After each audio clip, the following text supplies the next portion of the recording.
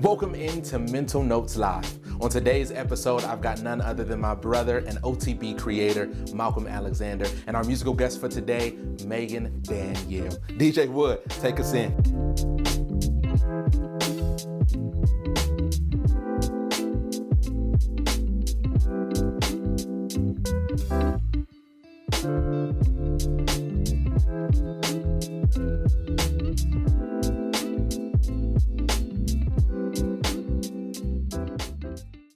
Thank you guys again for tuning into today's episode of Mental Notes Live. I am so excited for you joining me on the first ever episode of Mental Notes Live. Man, what a pleasure. And I'm so glad for the first episode I had to bring back my brother from another mother, Malcolm Alexander. Wait, this is the first episode? King of OTB himself. This is the first episode? First episode, bro. I'm number one? Oh, yeah. Oh, man. Can't take it back now. Yeah.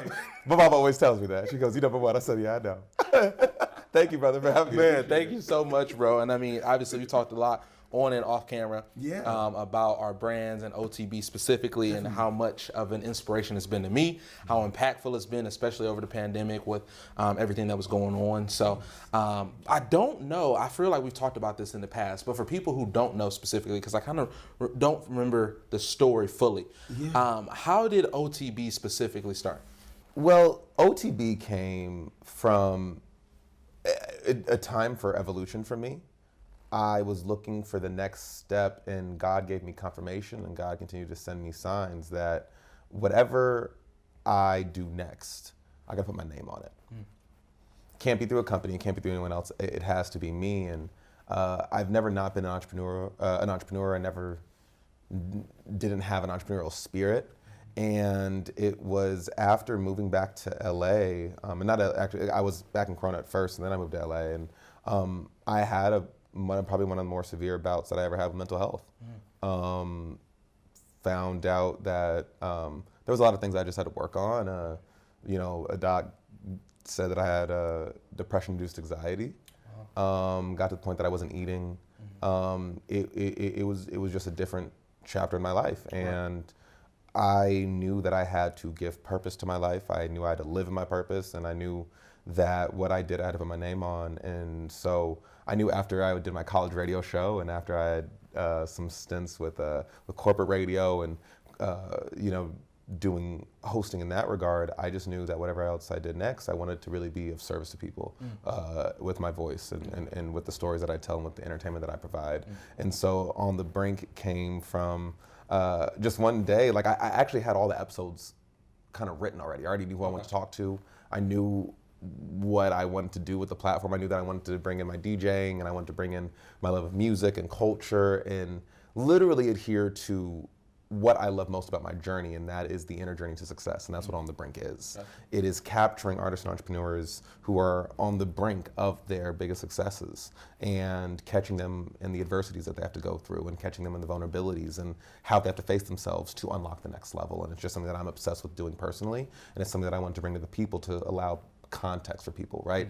People know they have dreams, but maybe don't know how to energize their intentions until they might maybe see a story somewhere. And so On the Brink is about that journey. It's about that road to success. And one day I had everything kind of sketched out, and I looked at two of my friends and I just said, "I really feel like I'm just on the brink." And then we all paused, and we said, "That's it." And it was off to the races from there. Man, I love it, bro. I love it. And it's just been amazing. You've, like I said at the beginning, have had some amazing interviews, lots of things that have inspired me personally. I know inspired many other people, especially over the last year, man, with everything that was going on. And I know that was a huge time for creators and content, specifically on OTB, which we're talking about. And I know you did a lot of cool things when it came to the protests, and even stuff around COVID and dining experiences, and a lot of different things. Even talking about mental health as well, like you just mentioned. So for you, I know you've got a lot of episodes that you've done. Are there any that kind of stick out to you right off the top of your head that is like, man, I can't believe I did that, or man, that was dope even for me? You know what I mean? I'm gonna probably say that a lot of my favorite episodes were last year, because it was such a hard time in my life. It was a hard time in, I mean, we're still in it. You know what I'm saying? I'm not saying that we're out of it, but it was it was rough and you know, and not even rough, but it's introspective, should I say, right? I think in the hardest times, everything that last year and into this time is showing us is more ways to face ourselves and take a look inward and make the choice. Right. Is this what we want? Exactly. And we have all the wherewithal, we have all the grace right now, and we can allow the grace to use into our life to make that decision and take action upon that. And so I know I cannot talk about my favorite episode if I don't bring up my favorite person in the whole wide world, and that is my grandmother. And that was one of those things that it wasn't really it wasn't a planned episode. Everything else was always a plan. Everything was like, you know, I want to talk to this person, I got to reach out to this person. And it was last year during the pandemic, and my grandmother, who, you know, this year she'll be 80 years old. Wow. And the only reason I want to say her age, and she, you know, sometimes she's like, stop saying my age. I'm just like, you look good, Ninny. So I'm like, I'm just like, let's say your age. She called my mom and I around July. I was like a little after the protest, and she said, I just got to see you guys. I don't know what's going on. And, you know, of course we're not supposed to see anyone, and I'm worried sick. I'm over here quarantining, and, you know, so we did the trip as safely as we could. My executive producer for that episode, other than myself, is my mom, who handled the camera and framing, and I gave her a crash course on it. And it was my favorite episode because it was the most authentic, it was the most vulnerable.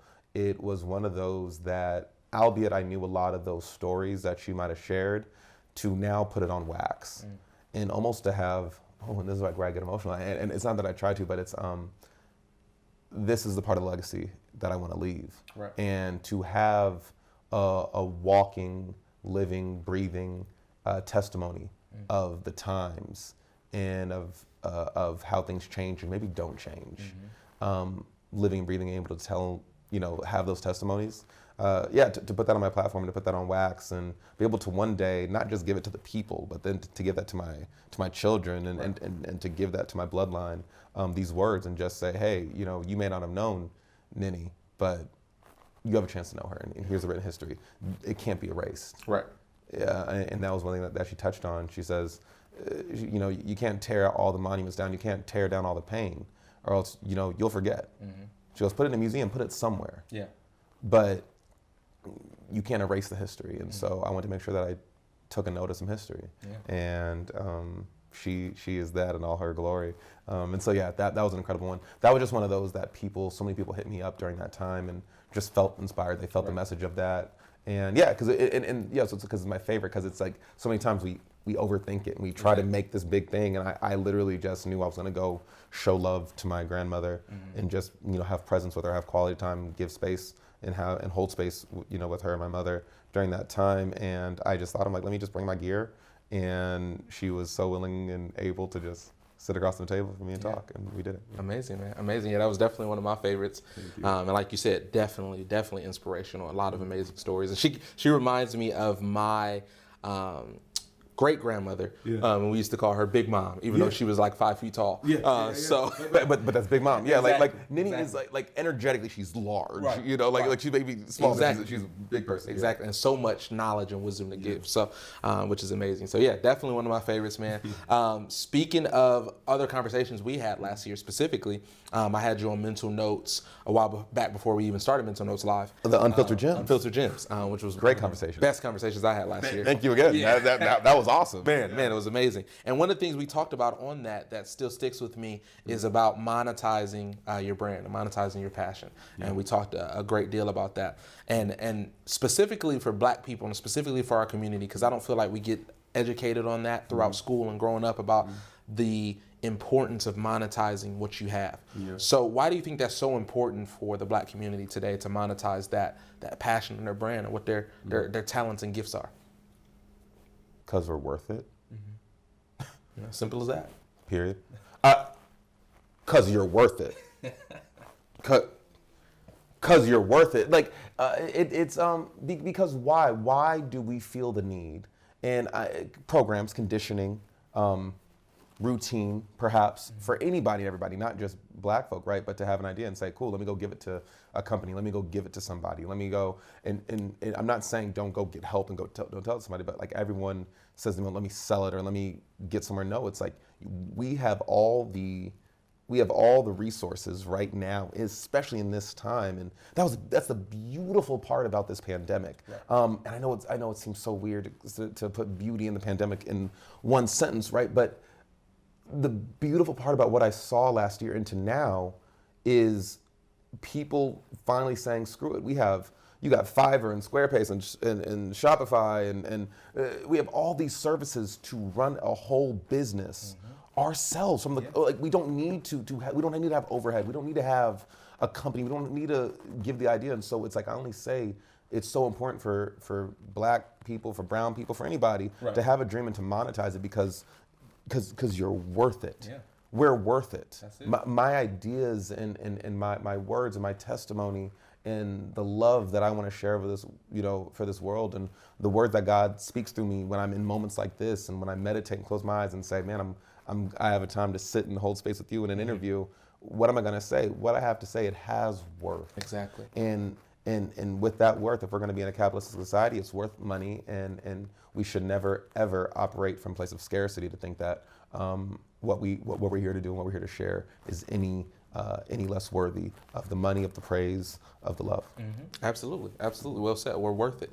And especially all the things that we dealt with last year as Black people specifically, all the things that we go through, is so important to know that you're still worth it.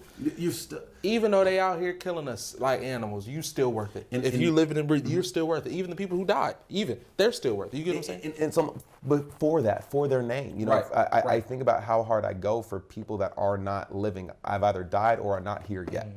Exactly. I have to go hard for the people that are not here.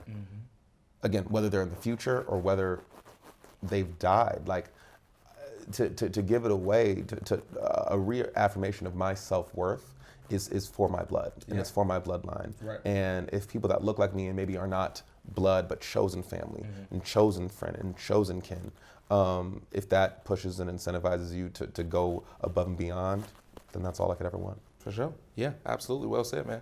And speaking of bloodline and ancestors and Black people specifically, we're in Black History Month. And that was the importance for me to start this show this month. Is to That's honestly why I had to wear the hair down. I put the suit on. It's because you said Black History Month, so I was like, I want to embody what my own idea of Black excellence. So let me put a suit on because I love a good suit. I love it. And with it being Black History Month, though, specifically, I know for me specifically, just talking for myself. Growing up, it wasn't something that we were educated a lot on or talked about a lot in schools. It was kind of a month that was overlooked. It was mentioned for a day or two, and then we passed on by it. So why do you feel like Black History Month, specifically with everything that's been going on in our country and our community, why do you feel like this month is one that should be celebrated more and should be educated on more and something that should just be, I mean, the month in itself is cool. Gee, thanks that we get one. I think we're in a time now that Black history is American history. There is no America without Black people. Right. And so it's not relegated to a month for me.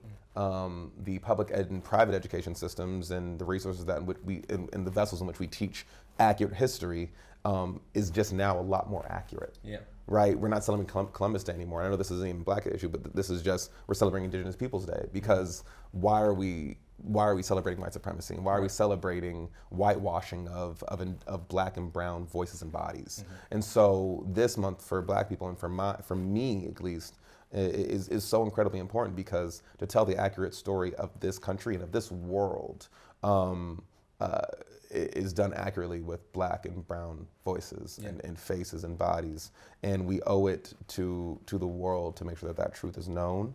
Absolutely. And I think it's just kind of indicative of what maybe of what the man or what the machine wants us to not know, right? And pretty much doing, there was slavery, they were free, there was Martin Luther King and a little bit of Malcolm X, and anyway, so to the Holocaust. And we jump, or to the Cold War, or to Reagan, and we just jump, and not to say that any of those moments in history aren't important or aren't worthy of discussing, but it's funny even how we teach Black history in school and how we try to put Black history in a chapter. We try to put Black history in a month. Black experiences are not monolithic. Black history cannot be told in a month, nor can be told in a chapter. There's curriculums that are owed to publicly white institutions, or largely white or non-black institutions, because American history is black history and vice versa. So it's important because our history and our legacy and our magic and our power in this land are red, white, and blue, right, and beyond is so much greater. Yeah, absolutely, man, absolutely. Amazing. Couldn't say it any better myself. Couldn't say it any better myself. And so for me, a couple more questions before I let you get out of here. Holler at me, man. I know that you obviously are a DJ, and not only a host of OTB, and a personality, should I say. But for me, a couple quick hitters for you. If you had to throw a festival, let's say, post-pandemic. Yes. Post-pandemic, who would be your top 5 headliners that are alive? Wow. That's, okay. Tough. All right. The first 3 that are coming to my head, let's go with Dead, because I never saw him, and it just got, I mean, kind of weep every year on the birthday. Prince. Okay. God, Prince. MJ. Yeah, definitely. Michael. I'm gonna go with a group that I've never seen, but I know them when I have the time of my life when I go to their show, and they're still here, Daft Punk. Interesting. Okay. I will lose my mind at a Daft Punk show if I can go, and I would put them on a lineup. I'm also gonna throw James Brown on there, because I grew up with James, man, and it was one of those things that like Michael and Prince, all 3, I thought I was like, oh, I'll definitely see them before they pass, you know. So I'm gonna say MJ, Prince, James Brown. That's 4, and then my 5th. Oh, that's hard. I really wish I would have seen Whitney. Yeah. I don't know. It's just I feel like now we're talking about concerts that I wish I would have seen, but it's just like, but I would put them on a lineup. Yeah. So put all those powerhouse singers, all those black artists in Daft Punk. Yeah. Would sell out in minutes. But like, and I feel like if you know good music, and if you know the history of all music, quite frankly, even electronic music as a genre, it started with black people in Chicago and Detroit, you know, and people like Daft Punk will tell you. So it's almost to say like it's all these black artists in Daft Punk, but I think people would get it. They'd be like, oh no, it's fine. Like Daft Punk, that's black music. It's black enough. It just have a really groovy, good time. Man, an amazing festival, one that I wish we could do. Absolutely. Right. And when it comes to 2020 specifically, though, obviously it wasn't all bad, especially in the music industry. So what were some of your favorite, should I say, projects you heard last year? Okay, no particular order. I'm just gonna throw out some albums that just I just loved it, and I'm just gonna shout out a bunch of artists. Little Dragon. Never heard of them. They had this album called New Me, Same Us, or something like that. I just love them. They're just a vibe, and I think last year you needed you need soul food kind of music. I just really needed feel good music. I couldn't do anything crazy hype. I couldn't do anything crazy mellow. I had to do something that just every listen had to feed my soul. Little Dragon's album did that to me. This album that I meant to mention next, it came out in December of 2019, but I top of 2020 practically. K Tronada. Okay. He was also my most played on Spotify Rap. You know how they do that. So K Tronada's Bubba album, he was throwing out doing virtual shows. And it was just so sick. I love dance music too. So it's K Tronada was one of those people that just helped me just dance all the time last year as we're figuring the world out. Levin Kali had an album called High Tide that was amazing last year. He's an awesome R&B singer out of LA, and so I just want to put on for him. I also played a lot of I went back, dude. I went back and played a lot of oldies. So I was listening to a lot of Prince last year too. I was playing Prince's last album that didn't come out in 2020, but I was just doing it because Prince is Prince, man. Right. It's real good. And you said 5 or 4 albums. I didn't say a number. You just said a number. Yeah. And I'll give you one more. Okay. I went back and I played a lot of Foreign Exchange, Fonte and Nicolay. They have rap, or Fonte raps and sings and Nicolay produces, but Foreign Exchange and Little Brother dropped an album the year before that, so I was Fonte's in that too, so I kind of went through that. So I like good music like that. Dope, man. Dope. I always come to you for some good music wisdom, good music to listen to. Bro. I listen to it. I feel what I listen to and what I play live are always so different, because it's people are oh, he's a DJ, he probably listened to a bunch of stuff, and I'm I just listen to good dance music and kind of whatever. Tame Impala had a great album that I loved last year. I love Kevin Parker, so that was really cool too. I love it. I love it. So, man, I love to get before you leave, I would love to get a mental note for you, a mental note from you, should I say, whether that be a tip or a piece of advice that you can leave with us before you take off. So what's that mental note? That mental note would be something that's just like really been on my heart, something that I've really been considering myself, right, is my own fear of setting a goal or planting a seed and the fear that it just won't grow. And so have courage that whatever goal you attack, whatever goal you strive for, your goal is worth it. Be courageous enough to write it down and hold yourself accountable to achieving that goal. And do not let fear of the tree not growing, let the faith that all of your dreams will always come true manifest itself, because your dreams and your goals are worth it. And I guess I'm just walking, living, breathing, testimony that against all adversities, everything happens for you. Right. And that's a day-to-day challenge to find out how the adversities are happening for you, but they're happening for you. Yeah. They're happening for you. It always works out. And there's beauty in that struggle. Yeah. And I feel like everyone touches on that, and it seems a little cliche to say, but every single day give gratitude to everything that's happening for you, and everything that God is showing you. Right.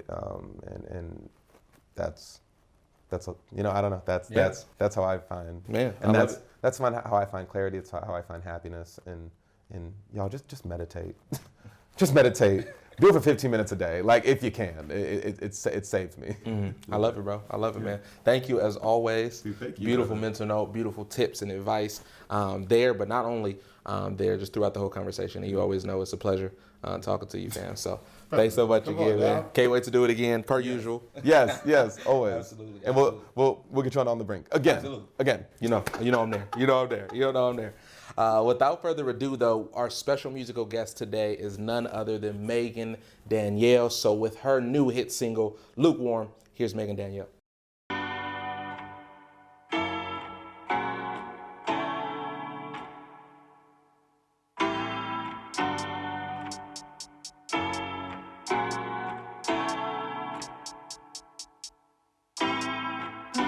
I remember the first night I saw you. Curiosity was half full volume. Never thought that I would have this feeling. Reminiscing on the nights we were vibing. Getting closer every time, no hiding. Got too comfortable and now it's not working. Get a twinkle in my eye, I see you. Stomach filled with butterflies, I feel you. Can't forget about you, I try to. Got a taste of what it's like, I'm craving. All the fussing and the fights were saving. Wanna get over you, but can't get over you. I try to, but I gotta choose. A cold, hot, a cold, hot, a cold, sick of being lukewarm. Hot, a cold, hot, a cold, hot, a cold, sick of being lukewarm. Started getting distant, losing all the laughter. This was no longer a happily ever after. Said we'd fight for it, but we just lost the fire. The fire. Tried to keep a wood, but no one brought no matches. You would say it was good, but there was no more passion. We both said we wanted it, but did we want it? Did we want it? Did we want it? Still a twinkle in my eye, I see you. Stomach filled with butterflies, still feel you. Can't forget about you, can't forget about you. I try to. Got a taste of what it's like, I'm craving. All the fussing and the fights were saving. Wanna get over you, but can't get over you. I try to, but I gotta choose. Hot or cold, hot or cold, hot or cold. Sick of being lukewarm. Hot or cold, hot or cold, hot or cold. Sick of being lukewarm. Hot or cold, hot or cold, hot or cold. Sick of being lukewarm. Hot or cold, hot or cold, hot or cold. Sick of being lukewarm. Sick of being misguided. Sick of being in pain. Sick of being a rider on an lonely train. Sick of being confused. I'm sick of being misused. I'm sick of all of it. Now I gotta choose. Oh. Sick of being lukewarm. Hot or cold, hot or cold. 'Cause I'm sick of being lukewarm. Hot or cold, hot or cold, hot or cold. Sick of being lukewarm. Hot or cold, hot or cold, hot or cold. Sick of being lukewarm. Man, that girl can sing. Maybe I'm biased, but thank you so much for that performance from Megan Danielle. And thank you to my brother, Malcolm Alexander. And most importantly, thank you to tuning in to the very first episode of Mental Notes Live. If you enjoyed this video, be sure to like it and subscribe to the YouTube channel. And also be sure to hit the bell to subscribe for notifications as well. I will see you guys next week. Wood, take us out of here.